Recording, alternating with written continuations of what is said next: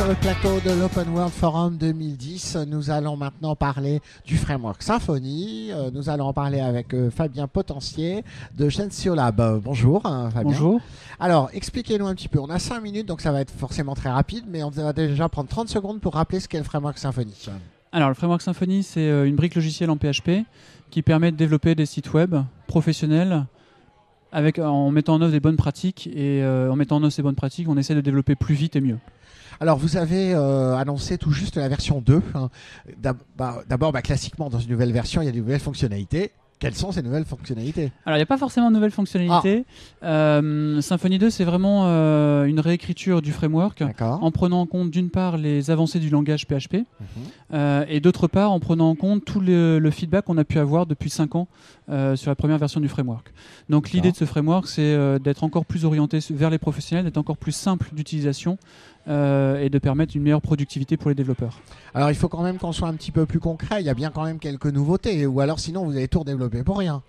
Non, alors il y a effectivement des nouveautés, mais les nouveautés sont vraiment des nouveautés techniques. Donc on a essayé de s'inspirer de frameworks existants, notamment dans le monde Java, avec l'injection de dépendance par exemple, qui est une grande nouveauté de Symfony 2 et qui permet une très grande souplesse dans les développements qu'on est capable de réaliser, une grande flexibilité, une grande modularité dans les développements qu'on peut faire, et donc une meilleure réutilisabilité des briques logicielles qu'on développe pour le framework ou pour un projet spécifique. Si on rappelle en quelques mots les gros atouts de Symfony par rapport à d'autres outils de développement de sites web, ce serait quoi ?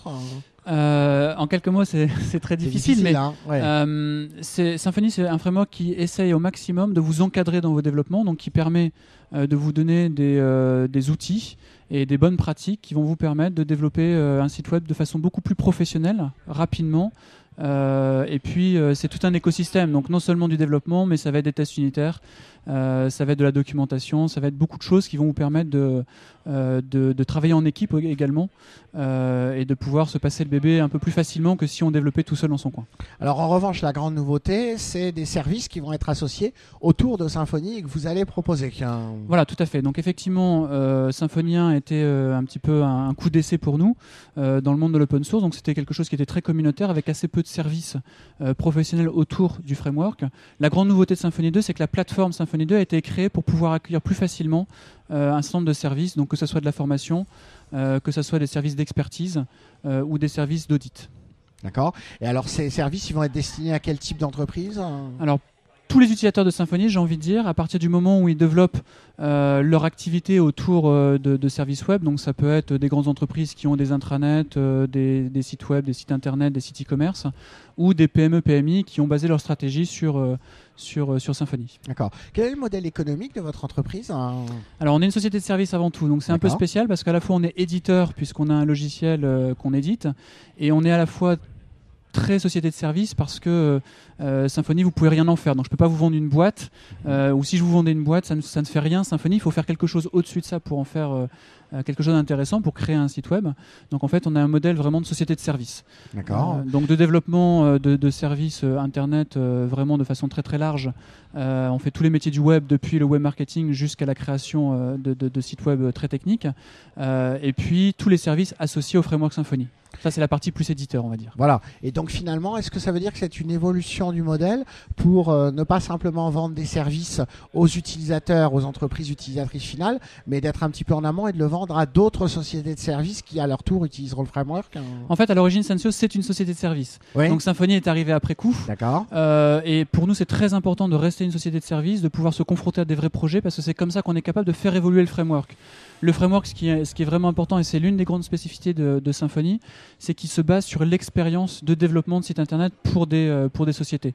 C'est pas un jour on s'est pas levé en disant tiens on va créer un framework. C'est vraiment quelque chose qui se base sur l'expérience. Donc toute l'expérience qu'on acquiert au fil du temps auprès des entreprises et de nos clients, quelque part on en fait profiter tout le monde en mettant des fonctionnalités directement dans le framework. Et alors dernière question, la prochaine version, je ne sais pas si ce sera la 2.1 ou la 3, vous avez déjà pensé à des choses que vous auriez envie d'ajouter qui manquent encore aujourd'hui ? Pour l'instant, non. En fait, l'idée de Symfony 2, et c'est aussi une nouveauté, c'est que c'est une plateforme qui est très modulaire. Donc l'idée, c'est que c'est une plateforme qui va nous permettre de faire des évolutions sans changer le cœur du framework. Donc d'être compatible j'espère, dans les 5 ou 6 prochaines années. Donc l'idée, c'est vraiment d'avoir un socle très très stable, très modulaire, très évolutif, qui va nous permettre de garder ça pendant de très nombreuses années. Vous êtes ambitieux, une vision à 5 ans, c'est extrêmement risqué dans notre monde. C'est risqué, mais on a tout fait pour qu'effectivement on soit sur quelque chose de très stable. En fait, l'idée est assez simple, c'est qu'un grand compte aujourd'hui, quand il fait le développement d'un site web, il ne fait pas un développement de site web pour l'année qui vient. Il fait un développement d'un site web, il va vouloir le maintenir et le faire évoluer dans les 5-6 prochaines années minimum. Même si le web évolue très vite, les entreprises n'évoluent pas à la même vitesse. Donc l'idée du framework, c'est que ce qu'on impose quelque part à nos clients en disant il faut que le site soit évolutif pendant 5-6 ans, on essaie de l'imposer aussi au niveau du framework. Fabien Potentier, merci beaucoup. Merci de nous avoir expliqué les grandes nouveautés de cette version 2. Si on a envie d'en savoir plus sur le framework Symfony, le site web Alors le site web spécifiquement pour Symfony 2, symfony-reloaded.org. D'accord. Et sensiolabs.com. Parfait. Merci beaucoup. Merci à tous de nous avoir suivis sur le plateau télé du forum de l'Open World Forum. Et on se retrouve très bientôt pour une nouvelle interview.